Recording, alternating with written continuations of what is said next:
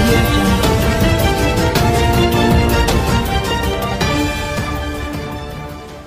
కబాలి 2 మీరు అర్థం చేసుకోండి. కబాలి 2 అంటే మీరు అర్థం చేసుకోండి. స్టోరీ సేమ్ రొటీన్ సాగదీశాడు. భారత్ కబాలి ఎలా తీసారు అలాగే తీశారు.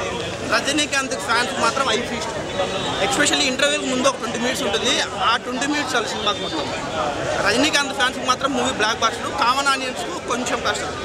ఓవరాల్గా యావరేజ్. యాక్షన్ అదే సెకండ్ హాఫ్లో రజనీకాంత్ ఫ్యాన్స్ కూడా విజిల్ లేరు అలా, అంటే అంత స్లోగా తీశారు. అంటే కబల్ ఎలా తీశారో ఆల్మోస్ట్ అలాగే ఉంది. కానీ ఇంటర్వ్యూలకు ముందు ఒక 20 మినిట్స్ మాత్రము ఆ 20 మినిట్స్ చాలు మూవీకి. స్టోరీలో కొత్తగానే ఉందా? స్టోరీ ఇంకా రొటీన్ స్టోరీనే. నాయకుడు కమల్ హాసన్ నాయకుడు ఎప్పటి నుంచో వస్తున్న స్టోరీనే. స్టోరీలో కొత్త ఏం లేదు. Main Rajinikanth styling, background music కూడా అరిపించారు అసలు. ఓవరాల్గా యావరేజ్ అండి. రజనీకాంత్కు బ్లాక్ బాస్టర్. రజనీకాంత్ కోసం వచ్చిన వాళ్ళు మాత్రం డెఫినెట్గా సాటిస్ఫై అవుతారు. నార్మల్ ఆడియన్స్కు అంతే స్టోరీ కానీ.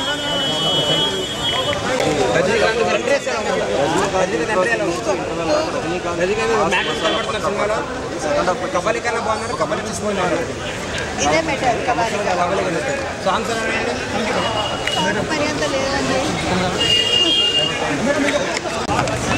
రజనీకాంత్